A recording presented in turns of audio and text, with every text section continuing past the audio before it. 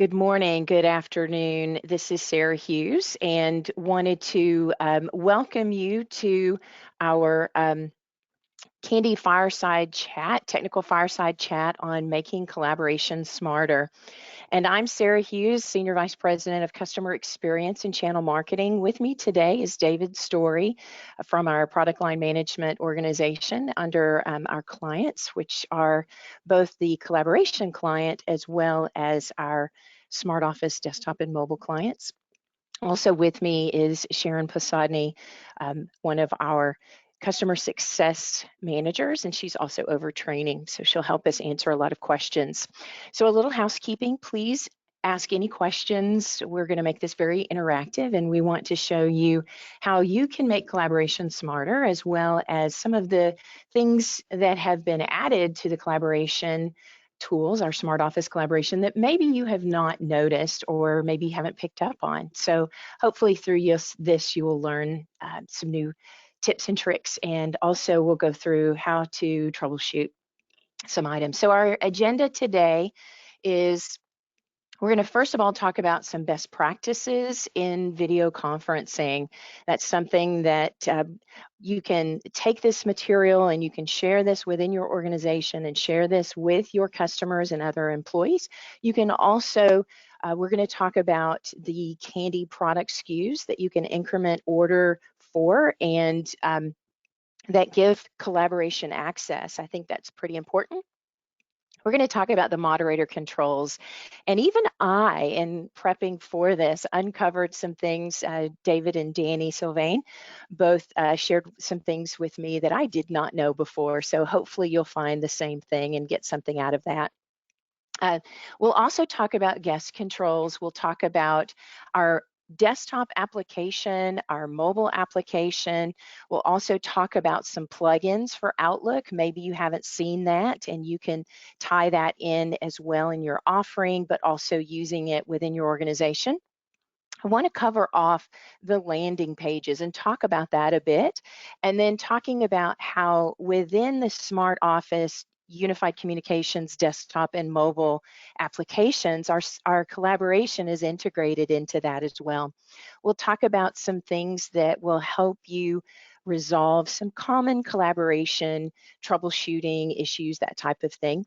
And then we're going to talk about what we've got available for you for go-to-market, launching this, using this. We want you to take a refreshed and new look at it, as well as some end user training that we've put together for you, some marketing content. And then Dave will cover off on the what's next, what's coming up next, and what our plans are in the future. And I think it's really exciting, some of the things that we'll have coming down the pike for you. And then we'll obviously open it up for question and answer.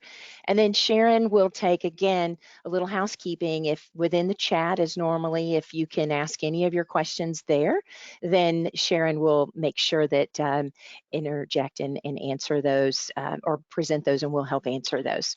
So again, without further ado, let's go ahead and get started. Our Smart Office collaboration, you may call this whatever you want, but it is multi-party video conferencing. It does have the ability to have participants dial in as needed so that they can mix in with that. There is screen sharing and whiteboarding. There's also a desktop app and a mobile app, is what we've already alluded to, which, by the way, if you haven't seen the mobile app, it does give you full moderator control, and you can even screen share from that. So it's pretty exciting. Privacy settings are there, group chat is there, and we do have the ability to see 16 people's video screen, and some people call it Hollywood squares, but you are able to see 16 people plus yourself. So some people refer to that as a personal cam or a lipstick cam. But it does help the teams in an organization, as we all know, coming through the pandemic, that a lot of people have engaged through video, and it's allowed people to stay more engaged and connected and focused and productive. So this is a slide that you can reuse, but also gives kind of a high level of what it is.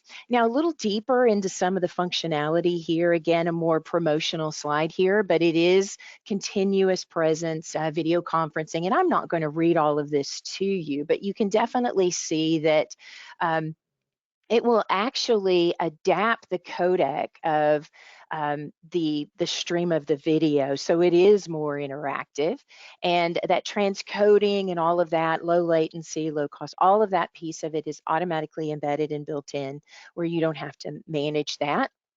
And it's really shareable through a very simple URL, and that's the landing page. And we'll talk through that. You do have, as I mentioned previously, the ability for participants to dial in and still be part of that conversation, and support for desktop and mobile tablets, all of that. It is high availability and it's around the globe, and we do have these geographically distributed. So the mobile clients, if you haven't already looked for that, those are out on the Google Play Store as well as the Apple App Store. And then the desktop clients are downloaded from the collaboration landing page, and we'll look at that in just a minute. So the desktop clients are not in any app stores. They're downloaded when you give that person the link. You can download it from there. Okay, so without further ado, let's start off with best practices. And Sarah, I think we have this, one question so far. Can I ask it? Just a clarification. yeah. So the base SKU is set up for 10 users that people subscribe to, but you mentioned that you can have up to 16 users on the screen. Could you just elaborate a little bit more on the difference between what you see on the screen and what the base Yes. SKU is set up as? Yeah, and we're going to touch on SKUs in just a minute, which individual ones give access, but that's a very good question. Even though the product itself will allow 16 video panelists to show, the base video collaboration SKU is 10 participants, and those participants can be in either video, audio, any of that. So you couldn't get up to the 16 with that. You could with the next level SKU, and we'll cover that off. So it really is the same thing, but if you have, the product will go 16 video Hollywood squares, but if you have the baseline SKU with 10 video collaboration participants, you would only be able to see 10. Thank you. Okay, which includes yourself. Yeah. So let's talk about the best practices here. And there's several things to individually, as we all have been on conference calls and all of this, I'm sure you guys have heard of like the video collaboration bingo and all of that, of all the crazy things that happened during the pandemic, and we all saw the memes on social media and everything about that. But making sure in your email invitation for the collaboration info that you not only provide the link to join, but you also provide the audio dial-in number. In the event somebody has accessibility issues, if you have a passcode, you don't want to have to, it's very frustrating, and a lot of anxiety happens before you join a very important meeting or something, and trying to fumble around and find these things. So best practice is to include all that information in your calendar invite that you send out, so that everybody has it. There's no delays, that hey, go back to that invite. That's the first place people will look. Another thing is to consider your audio source and make sure that it's clear, make sure that you invest in a high quality headset, earbuds, all of that. I know many people today just use your computer. I have one personal computer that is just the audio that itself, the way my tablet, well, it's a Microsoft Surface computer, but it has these ridges, and so the audio speaker in that is really bad. It has a lot of echo and feedback, and so I always have to use a headset. But just consider that. Consider how, if you're using a speaker phone, are you typing? Is it too close to your keyboard? Move it further away. Just be cognizant of those types of things. And I'm bad about this, but mute yourself when you decide to multitask or begin to type, because everybody else is hearing that. Minimizing the distractions. You just heard my dog bark. She heard somebody, whatever. So I should have put her out here before I did that. But silencing your cell phone, which is always a great idea. And make sure that in your camera itself, I actually turned my whole setup around because you were seeing my bedroom. And so now I've turned it around where you're now seeing a very clean environment and you're not seeing all the clutter and all that kind of stuff around. So sometimes we can't always do that, but just minimizing it, distractions as much as possible. Disable notifications, those types of things, ding dongs, clients that could be popped up, that kind of thing, especially when you're presenting, that would be distracting. Again, muting your cell phone, those types of things. Um, Testing your connection in advance, especially if you're presenting and the moderator here, it's always good to log in early. You may even have in your instructions that you provide to people to have a few extra minutes, join a little bit before in case there's a download needed, making sure your audio, your camera is working properly, especially if you've gotten a new computer or a new device. You definitely want to test that connection in advance. Checking your internet connection. I'm a person who has a backup and a plan for the backup of that. So I have a hotspot MiFi that allows me to have that backup. If you don't have a stable internet connection, or you're, traveling, or you're on vacation, but yet you're going to still dial in for a call, it's always good to, um, if your bandwidth is limited and you know that, then turn off your video. You can still be engaged audio and you can still see the collaboration, but those are some things. Maybe also you dial in, but yet you mute down everything else, just to kind of control that bandwidth. Consider the lighting. I bought a kind of a ring light kind of thing to open up, and I've turned on, and I've got some lights. It's not like I'm in a production show or anything, but it does have an impact if you're too dark. If there's too much lighting, you're washed out. So looking at that too, those types of things, turn things on or off as needed. Now, during a call, you definitely want to log in as the moderator, and I'm going to show you some things that are common issues that people have, and we'll talk through that. But you want to be able to control your own conference and your own collaboration. Check your video, look at it, don't stare at it constantly, but do look at it and see, am I in the center of the screen in the window? Do my neck and shoulders show, or is it just my, the Wilson type of look? Make sure that people can see you and interact with you, your facial expressions. And, I can't talk without my hands. Look at the camera, that's important. I'm looking at several things here as I go through, but looking at the camera, making sure that people see that you are paying attention, especially if you have multiple monitors. And if needed, then move your camera to the screen that you're looking at mostly, if you have the ability to do that, moving it to your main screen. If you have large conferences, all hands meetings, staff conferences, then you might really consider muting down everybody, and to minimize those distractions as well as background noises, and use the chat like we're using in this to be able to answer those Q&A. If you're not talking, mute. I have the ability with my headset to move my boom of my microphone up. I know some of you have that as well, so that people don't hear the rustling of papers and dogs barking. You may also choose a noise canceling headset that also removes some of that background noise, and the dings and the dongs and all those types of things. Be aware of your behavior. If you are on video and you take a call, or you're eating or something like that, or you get up, mute your camera as well, and disable, like turn it off, so that they don't see that you're distracted, because that's distracting to them as well. So if you're going to multitask and all of that, especially in those that are panelists or executives in a particular video conference. And then after the call, make sure you get out of the window, get out of the application, leave the application before you leave the room and go to the next thing. Sometimes people stay on and leave it up, and so they forget about it. So do go in and make sure when you're finished that you exit out of that.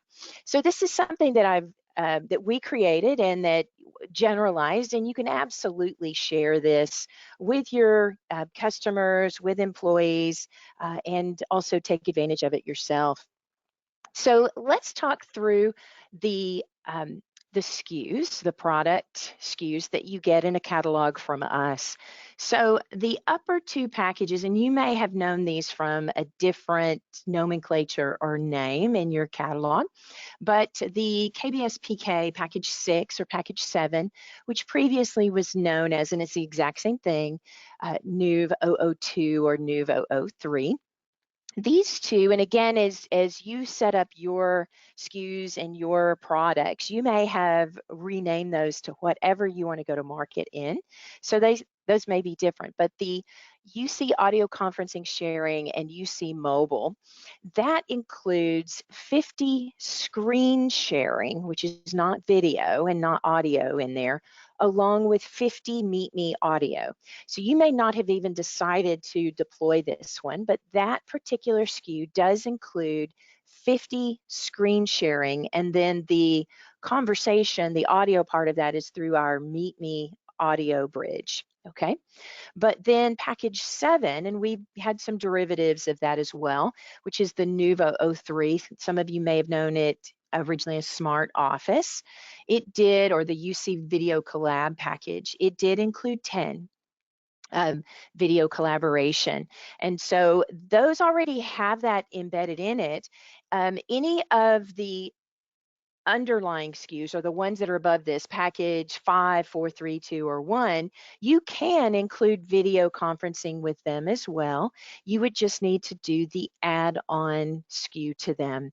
So let's say that Nuvo 03 or the package 7, you wanted to give them 50 video collab, then you would give them the package 5, let's say, plus, which is the unified communications package, plus one of these add-on SKUs. Okay, so you couldn't take package 7 and change the 10 out for a 50. You would have to go to a package above package 6 there, the UC mobile package, and then add on one of these below.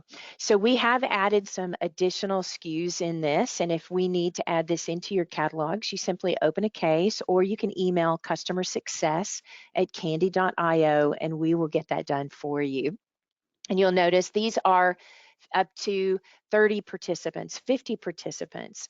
And bearing the question that came up previously on, well, if I have 50 participants, I can only see 16 Hollywood squares of video. That is correct, and it will be the last ones that have engaged in that. But the audio and all of that, those will still be there. They just won't be shown as video participants because those tiles get smaller and smaller and you really can't see them anyway. Okay, so again, if you would like the additional add-ons added to your catalog so that you can build products on them, then we'll absolutely be happy to do that. Let's talk a little bit about the layout here, and apologies for a little fuzziness here, but the collaboration screen itself has a menu pane, which is kind of a 3-line item. So I'm going to share that in just a minute with you. We're going to do a demo here, but you are able to see the participant view, the collaboration window that's being shared. You can pop that out. You can zoom it in, which is really nice. And you can kind of toggle the layout. You can control your self view, your lipstick camera there. You can turn it on and off. You can mute your audio. You can share not only your applications, which your screen and such, but you can also share a whiteboard. And the group chat, you can handle that in and out. Additionally, let's talk about the moderator controls here. These are some that I had just missed. So I'm going to show you, I'm going to start off on the right. Left-hand side shows a listing of all of them, but let me just show you in the participant window, when you have that open, there are icons that have been here for a while. And here you can see me as a moderator, mute. If you click that icon, or for Sam Johnson, click that icon, it will mute Sam's audio. As a moderator, logged in as a moderator, I get to see this, and I could mute his camera as well. If I click the three dots, which basically opens a little more menu, I could disconnect him if he failed to leave, and I can pin him so he always shows in the list and always shows on the camera. If I go down at the end of this panelist window, there is a moderate call button. And if you haven't hit that, now, first of all, if you don't see that, you're not logged in as a moderator. Okay, that's a big telling sign there. And I'll show you in just a minute some gotchas that people have.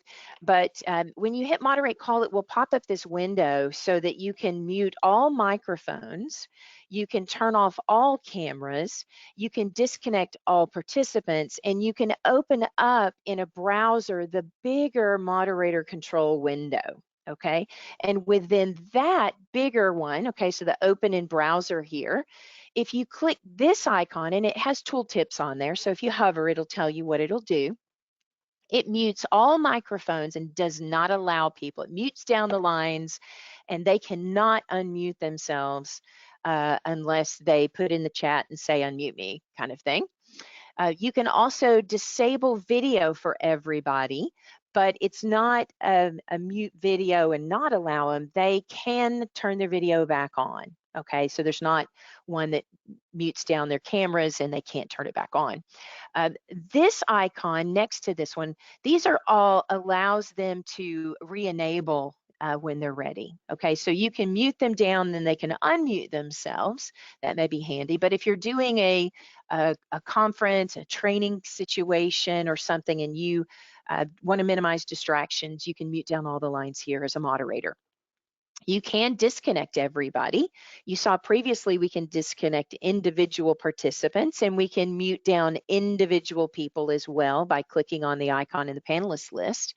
You can lock the conference. Now, why would you want to lock the conference? Here's a perfect example of that.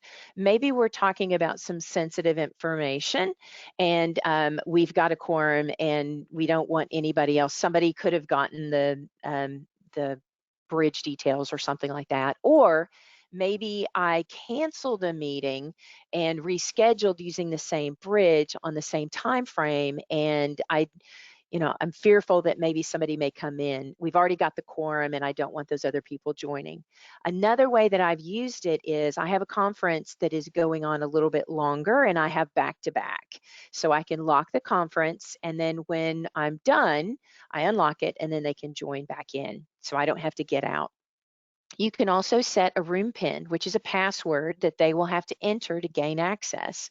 And so if you have, again, the same bridge, all of that, it's always your bridge, but you can set a pin so that they will only get access to it when they enter this pin. Now, within the browser moderator controls, you see a listing of every single participant that is on the call, and you can disable their microphone in this icon down below, but it will not allow them to re-enable it, okay? And you can also disconnect them as a participant. So those are also there. The guest participants are able to, and let me know if there's any questions on the moderator here. Yes, Sharon, there's did you have one any? question. Is the pin only for that specific conference? And the answer is yes, it's a unique pin for that individual conference. It's for the room, okay? So it is for the room itself. And so, isn't that right, Dave, when you set the pin for the room? Yeah, yes, that's correct, Sarah. It'll be persistent. Okay, Okay. so my bridge, so it'll be from that point on. Okay, any other questions? That's it. We're going to talk about guest controls, things that guests can do on the desktop. And I've kind of put the little ribbon down here at the bottom, and most of that is there. If they hit end session, that's just going to end their window of it. Okay, so it's not going to leave, for everybody. That's leaving the conference. They can toggle their video layout, how it kind of shows, and they can turn on and off their speaker. Let me tell you, if you are having issues, I'm going to kind of give this as we go along. and you decide that, hey, I'm going to dial in as well, you definitely want to come in and toggle these, mute both of these, so your feedback, your audio is not being shared here. This speaker would pick that speaker up as well as the microphone, and you could have audio echo there. Whenever your camera is off, it's red, and then when your camera goes on, this goes off, but you're on and off, and you could click this icon here in the middle, and it would be your lipstick cam. It'll kind of bring it up and back for you. The share applications allows you to share your screens, your monitors, all of that, as well as an individual application. And then you could also share a whiteboard. The beauty of the whiteboard is you could, draw on it, you can save it, and you can send it out. This chat group, it will toggle the chat window in and out. It'll expand it and collapse it for you. So you can definitely do that. You can also view the participant list as well. So, and you can pin different people. You can, as in the settings, you can also toggle notifications, so you don't see that notifications, or you don't hear the ding dongs as they come in. We'll talk through that. So within the desktop app, this is just a screen capture of mine, and I had Sam joined in on the mobile app, and they were sharing. So this is a screen share from the mobile, and the desktop is viewing that. So the participant window here on the left-hand side, that's where the moderate call is. So I know that this is Sarah's conference bridge and collaboration room. And if moderate call appears here, then I know I'm logged in as a moderator. That's a telltale sign. There are three little slats. We call it the hamburger, which is the ability to toggle the participant view on and off. And this X here will close that participant view. It'll collapse it back. So it's not getting you out of the conference. It's not impacting anything like that. You can see how many people are on the collab now, the audio as well as the collaboration. And you can also see who is speaking at this point. Here is your settings menu, which gives you the ability to control what camera, audio source, but also allows you to turn on or off those notifications. And so if you're presenting and people are joining an all hands meeting, the ding dongs and all of that, your audio is coming through as well as those ding dongs. So as a moderator, I have turned those off. I've disabled those notifications. I still see the little pull down that comes up whenever people join and leave, and I still see that in the chat. So the opening the moderator pop-up that I just showed you, that little pop-up will appear over here on the right-hand bottom part of the screen. I can end the session. I can toggle the video layout. Here's where I can enable and disable my speaker from being heard. I can also enable and disable my computer microphone. I can look at my lipstick camera. I can also enable and disable the camera here. I can share my screen, apps, all of that. I can share a whiteboard.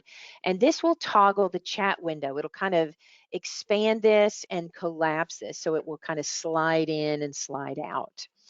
The muting of individual participants can be done here, as well as their camera.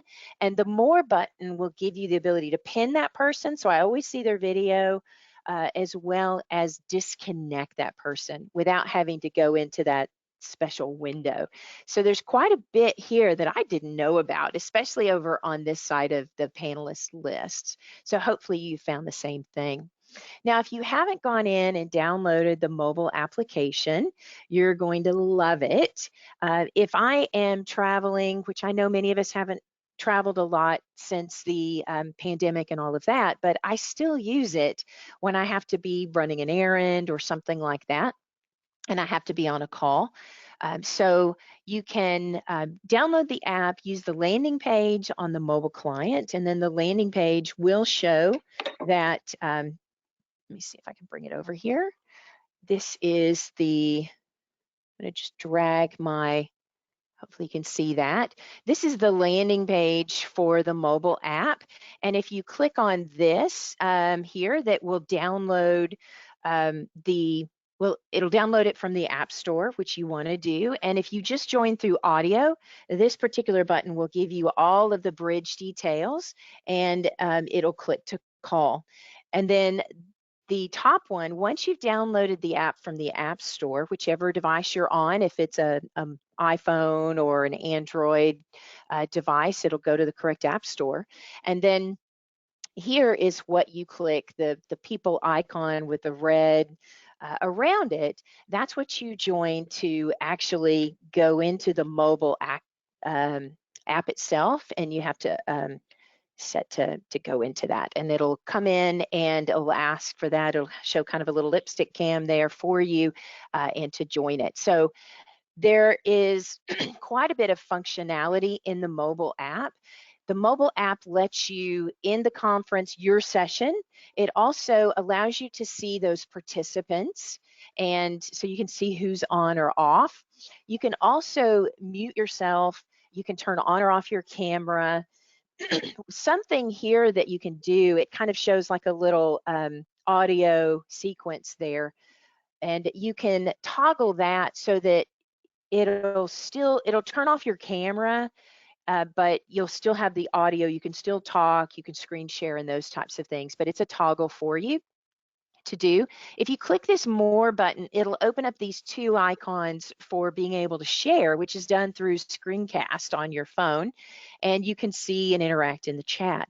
So you're fully applicable into that, whether you're looking at it via your smartphone or your tablet. So if you haven't taken a look at the mobile app and joined via the mobile app, and again, I actually shared some well, my screen on that before. So you can share applications on your mobile phone. I shared, you can load in PowerPoint. I did a presentation. I turned my camera sideways, and I've done interactive PowerPoint types of things there already.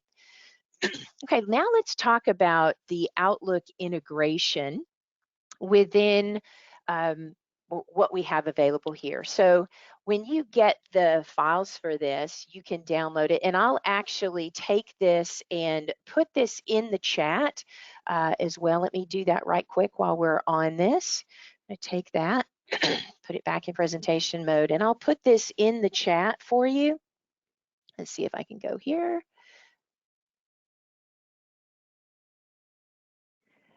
So that is the manifest file that you can take, and again, we'll have the slides here. You can take this as well.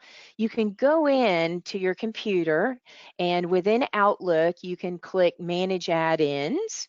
And if you do, File, and then you'll see kind of a long list of things. You can click down at the bottom, Manage Add-ins, and then you say My Add-ins. This is a custom add-in, so you're not going to be able to go to the Microsoft Store and get this at this point, but you can hit Add a Custom Add-in, Add from URL, paste this manifest file in there. Now, if you've got a custom client, we've probably done a custom manifest file for you. And click OK. When you do, it will install that in. And now when you're in Outlook and you have a new invite, you're going to see these icons. One is to set everything up so that you can put in, and you want to replace your location, so it shows in the location field. And you want to have some information in here. We have some sample information, but you want to go into your end user web portal and go into settings, conference, and on the right hand side, look at your particular room details and make sure that you add that information in there. And then you'll want to exit out of this, and then you'll go in, open a new one, and hit insert, and it will populate the information that you put in. And you can look at it and tweak it then, okay? You definitely want to do that. And so then you can reuse that over and over again. So you can take the manifest file that I just shared, and you can go through that on your own. I do want to talk about the landing page a minute here. The landing page is very important. So the landing page for your computer is what you're sending people to join from, and that's very important. They're never going to join from the application itself. They're never going to go in and launch the application and, put in a room number or something. They're not going to do it that way. They're going to join your collaboration room through this landing page, okay? This landing page gives them the ability to download the application or join via browser. Right now, we're going to say don't recommend people join through the browser, because you're going to see in a minute we're making some changes, and that's going to be much better. The experience for the customer and the guest is going to be much better. But downloading the application, here under the inner room audio, we show that as recommended, and that's entering in and using your computer speakers, your microphone, your camera. All right. And then entering the room through phone audio still allows you to get in, use your video, and see the screen share, but your audio source is automatically muted down because you're going to either dial in or you're already on a call with someone and you just want to screen share. So I use both of these all the time. So if I'm already on the phone with you, I may push you my link and I may say, click the right blue button when you get to the landing page. And so that it mutes down everything. We don't have all that echo and interaction, and you can still video with me and we can still screen share the both of us. If you're on the mobile app and you click on that same link, we've got it set to look for the mobile strings in that, and will automatically present the mobile landing page. And I gave you a little piece of that, but that mobile landing page, again, gives the ability to download the app. You can dial in very easily, and it's a very safe mobile dialing because it automatically has a link. They don't have to type anything in. It automatically has them enter in the guest ID and everything. And then if they want to use the mobile app, they're going to click this people icon in the top of that. So again, there's quite a bit of great stuff on the mobile app. I know many of us use the mobile app. I use it in my house even in the mornings before, I have an early conference call. Maybe I didn't bring my computer in. I'm going to use my mobile phone and get on a collaboration call. So I'm still fully functional there. Now, I don't want you to forget that, and I meant to take something off here. Apologies here. Started something, didn't finish. But the Smart Office Unified Communications desktop and mobile client is different than the Smart Office collaboration. Sometimes people go, oh, I'm on Smart Office, but they're really talking about they've used the collaboration. But there is Smart Office Unified Communications desktop app and mobile app where you can make calls. It is a soft phone. You can interact via chat, as well as, you can click to call, all kinds of stuff, has call history. But if you do have one of those SKUs assigned to you as a user that automatically gives you collaboration, then you also have some neat things here. One, via the mobile app, you can start your collaboration. This is the desktop app. You can start your collaboration. What it will do is open up that landing page for you. Similarly, through the mobile, Start Collaboration will open up the mobile version of that landing page, and you can get to everything. If you want to share the invite via email, you can do that on the desktop or the mobile.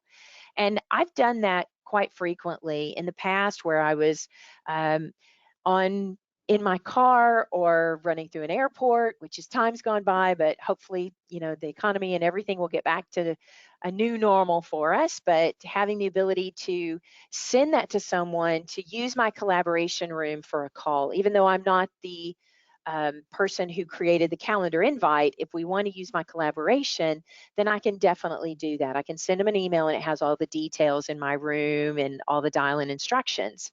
You can also, I've used the copy frequently on my mobile. I've done it as well on my desktop, but I can copy those details, and on my mobile, clicking the mobile app here, copy the details and go to a SMS text and share that with someone as well. So somebody's like, hey, I don't have the dial-in information for the bridge, and they've texted it to me. So I can then paste that into the chat back to them very, very quickly. Now, there's also the URL. You could click the URL here. It does the same thing as Start Collaboration. You can see the dial-in numbers and all of that here too. So very handy, but you can launch that from the Smart Office desktop and the Smart Office mobile UC clients. All right, we also have some end user training and marketing stuff for you. If you haven't seen it, we pushed this out recently. If you go to the Kandy.io website, we do have at the top menu there something called training, and you can click on that. And it is a page that has generic training on it. So if you're sharing information, welcome letters, instructions, and so on to your customers as you're deploying this or employees, you can most definitely go in and you can right click these things and copy the address, copy the URL, and paste that in as a link into your welcome letter, your instruction letters. You can also share this as end user training. Our thoughts are to, over time, stop using Bradio for our end user training, housing that, and doing this instead so that it's always up, it's always generic. Not to mean we're going to cut you off of Bradio, but we're going to transition over time out of using that. But you can see there's a quick reference guide for Smart Office Collaboration. There's a user guide for it, which the user guide actually takes you from, it's not just 2 pages, it takes you from the initial installation and getting things set up and downloading plugins and all of that. And then there's also a data sheet. If you want to take those and you want to brand them yourselves or have us help you with that, you can email customersuccess@kandy.io. We'd be happy to help you with that. And those are things that you can take and rebrand and make your own. These are generic and you can use them generic as well. Now, the video tutorial that is linked to our Kandy Marketing YouTube channel, and that's the YouTube video for the collaboration tutorial. And then we also have, if you have not already registered or been provided access to our partner/customer portal, that is on our website, kandy.io.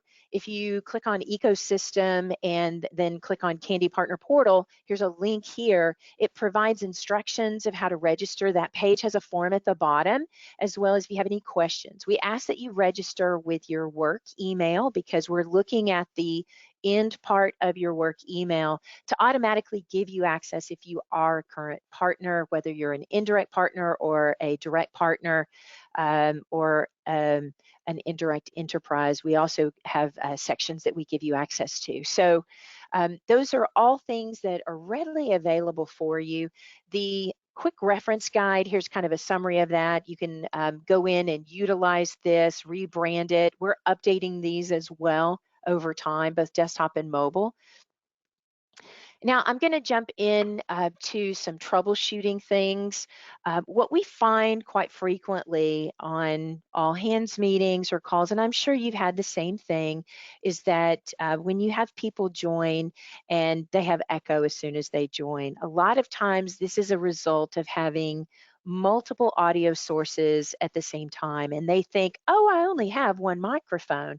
But many of the monitors today, the cameras today, also have a microphone and speakers embedded in it. So making sure that you go in and disable them. But one way that you can very easily do that is have them dial in and then mute down on the bottom both their speaker and their microphone, and then they'll still be part of that conference. So they don't have to go in and start troubleshooting their audio, but then afterwards maybe you work with them on that. Now, if people had joined the browser only access, one of the things, you could still interact in it, but you will not be able to see the screen share. So that is an open issue currently. And I know some people have done that even on meetings with me. And I'm going to hand it over to Dave Story in just a second. And he's going to talk about some of the things that we're doing that will make that much better. But right now, we just caution you, don't recommend that people join through that. Don't join it yourself through that because there are some open issues currently there. One thing that I mentioned, if you join as a moderator, you think you join as a moderator, if you click the hamburger, the menu there to pull down and see the panelist list and control, you'll see moderate conference at the bottom of that. If you don't see that, big news, you're not logged in as a moderator. You're logged in as a guest. And that's probably the most common thing. And I'll tell you, I've been guilty of this as well. That blue join button is so attractive. We just click it by default. It's there. It's like, oh my gosh, that's what I need to push. And for guests, absolutely. So you put in your name as you want it to appear in the panelist window and you click join. Just, you know, we're click happy, we're quick, we're anxiety in joining a meeting, whatever. But you need to click the button below that and you need to sign in with your credentials that you sign in if you've been given access to the Smart Office desktop and mobile client. If you are using single sign-on though, for those, it is a different deal. This does not have single sign-on yet. We're going to talk through that a bit, but it is your SIP user ID and password, and you will need to put the full username at domain in order to do that. All right, so I do want you to know within the partner portal, we do have some knowledge base articles there, and we'll continue to post them. If you have any tips and tricks and best practices or anything like that that you'd also like to share, we can post those there as well. Our plan is that our cases will eventually be into this partner portal, customer portal, as well. So do make sure that if you don't have access currently, that you do follow those instructions. And if you have any issues or questions, then please make sure that you email us at customersuccess@kandy.io. But there are two here. One is already there on audio issues and device firmware, some common things that people have. I don't know, Dave, do you have any other troubleshooting suggestions on your behalf, or if there are any questions from the field? I don't No, have any more troubleshooting to add to what you've already provided there, Sarah. okay. All right, so I'm going to hand it over now, unless there are any questions from the audience. Sharon? No questions right now. Okay. I do see that Fernando has his hand raised. Perhaps he has a question, and Jerry, I see, has his hand raised in the list here. I don't see any questions from them, though. Yeah, Jerry's asked 2 questions. Fernando, I don't know if that's on purpose or an error. I agree. Okay. Yeah, just anybody who has a question, just please put it in the chat and we'll field that. All right, so I'm going to hand it over to Dave now to talk about what's coming next. We have a few slides, so bear with us. We have about 10 or 12 minutes here. Go Okay, ahead, thanks, Dave. Sarah. Great. So we do have a couple of features that are in the works that we think will be exciting. People have been asking for them for quite a while, and the engineering team is actively working them to provide. So the first one is the blurred background. So that will be in the next release of the desktop clients. Will not initially be available for mobile clients, but it is coming for the desktop, and we're targeting to try and have that available in September. The next thing is WebRTC. We understand that users want a single-click experience. They want to have reduced friction to joining a conference call, and that's what we're aiming for. This will be providing the ability to join within the browser, so it is not the current browser plugin experience. This will be using WebRTC HTML5 directly in the browser. You'll join the conference, no plugins required. So there'll be a single click experience to join. And that is being developed in the same time frame as our UC 4.2 client. That is currently targeting for October. So question for you on that, Dave. So the current landing page for desktop is here. So will that be through, you're going to replace the join via your browser with that? Excellent question, Sarah. I'm glad you brought that up. We do know that the current plugins, as the browsers have changed their APIs, what they provide for plugins to use has changed. the plugins that we have available have not kept up.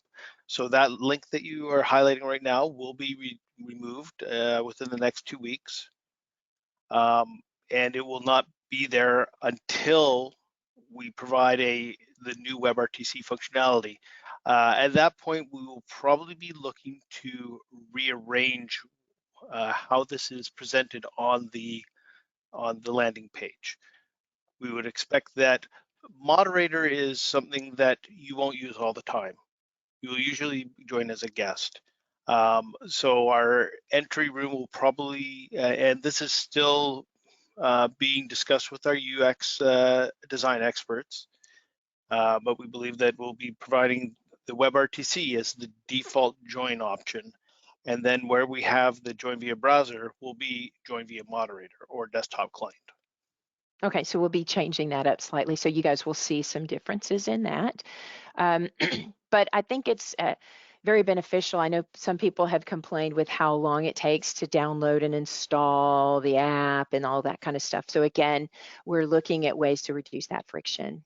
Thank you for doing that. So let's take a bit of a look at what our long-term plans are, Dave. So can you go through that a bit? Sure, Sarah. So the nirvana that we are looking to try and achieve is an integration between the collaboration and the UC Unified Communications clients, such that it would be a single pane, but how you click, how you utilize that client will open up the communications experience that you need at that time. So it would pop out either a call or a collaboration, whichever one you want. At the end, we would like to be able to have an escalation from just having a call to having a collaboration if you need it. And that's where our long-term roadmap is. Short-term, as we discussed, is to get the background and the WebRTC. We are looking to get an initial implementation of this single client in 2022. Got it. So this would be great, especially because of that confusion of, the desktop and mobile are called Smart Office, the UC client piece of it, and then the collaboration is also called Smart Office. And so pulling that all together as a single interface, and then you can choose whatever that you need to use at the time. The team part of that, not Microsoft Teams, but team collaboration, team sessions, and all of that is also a great add and something that has been asked for. So this is great. And some more details around that. I know this next slide here is a little bit of a build, but I'm going to go ahead and add it in and let you speak to that as well. Correct. So we'll be looking to add in and expand some of what we have there today. So you're probably aware that there is a chat that is part of the collaboration, but we're looking to make that a persistent chat so that you can manage that, you can archive it, copy it out, get a list of participants that you can record from there. And that you can also click on a given participant and open up a private chat with them as well. So as we integrate back into making this a single client, you would click on a participant in the room and get what you would have as the normal chat channel with that participant, as opposed to having the chat that's associated with the room itself. There are other things coming in like moderator controls. Will be expanded such that you can lock the room from that on-screen moderator control. So Sarah presented where right now you open up the larger web page. Lock room is going to come into the on-screen control. The background image, you can see Sarah's put that in there. That is under development, not available yet. Unfortunately, I don't have a target date for that available right now. Yeah, so the things with asterisks are things that are not available today that are in our long-term plans to do eventually. So you can see there's probably quite a bit of things that each of you have also asked for or wanted, maybe if you voiced it or not. But I think this is great that the development team, the product teams are looking at expanding this, because we know that this is something that you know, we're using every day, and we want to utilize what we're currently using. And we know that, you know, there with the pandemic, there's been lots of Zoom and Teams and all of that too. So integrating with that. So There is another question.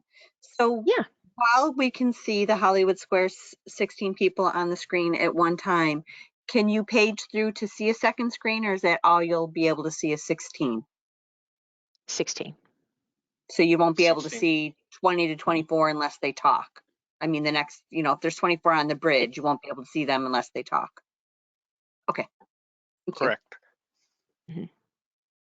All right, so I'm going to go ahead here and just demonstrate a little bit. This is the moderator controls that I was mentioning before, and let you see that. So I have up in mine, and I have a, let me just turn on my wonderful video here. You can see that too. Yay, that's not really pretty, but okay. And I can, my computer may not do that because I'm already on video. You can only have video with one application. I'm already here with you guys.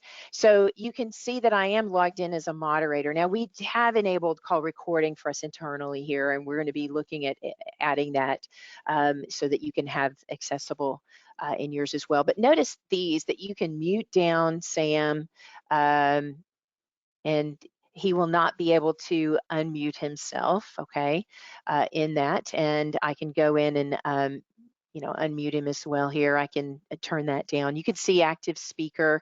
You can see that I can disconnect him if needed. I can moderate the call. This is something that not many people know about. I can mute down all the microphones, turn off all the cameras. I can open this up in a browser, okay, which will open up, and you can see here. So I can lock and unlock the conference. I can also set my room pin if needed. And these were those icons. This would be mute everything down. If I wanted to turn him back on, I can do that here. I can unmute all, yep. And can turn that back off there, sorry. You can, you know, kill the conference in this, but those are some additional things. The other part of this that I wanted to show you as the settings. So under audio, video, you can see that. You can also in the general, this is the part where you can disable notifications. You can see what version we're on.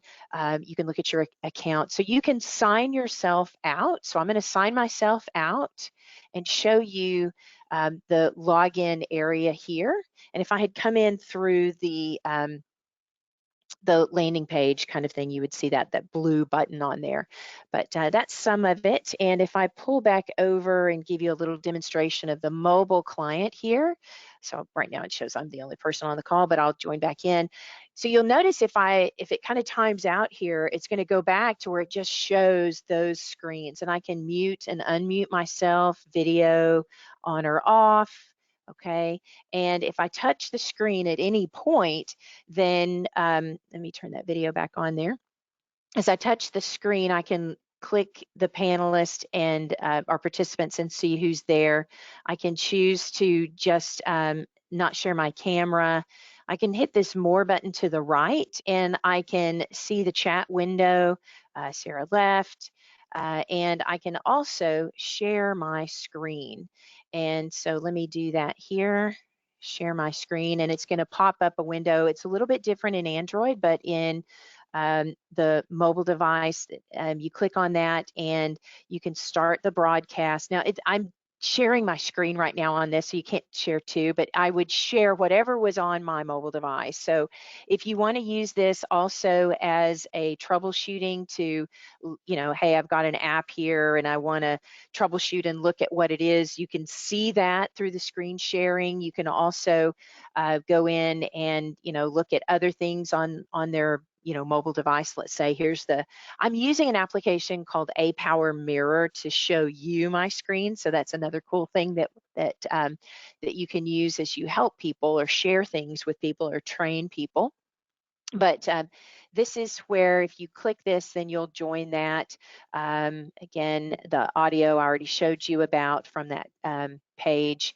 And then similarly here, if you on the desktop, you can start, download the application, you can join, and the phone audio where you're basically still in the collaboration, but you're muting down the lines. So that's a bit of a demonstration there for you. All right, are there any other questions about this, making collaboration smarter? No questions have been asked. Okay, great. Well, definitely appreciate your time today. I know that's very valuable. I appreciate you joining these. We do have every month, we have a technical webinar for our partners and their customers if they would like to join. And so it's something that is up on our website. You can join any of those. The next one, I can't remember what it is, but I do know that in August, we do have our Release 50 PLM webinar as well. Let me just jump right quick to kandy.io/events. And within this, you can go in and see past webinars as well as any upcoming ones. So best practices in deploying SIP phones with KBS, as well as the introduction to what's in Release 50. And Kevin Howell Patterson will be joining us then.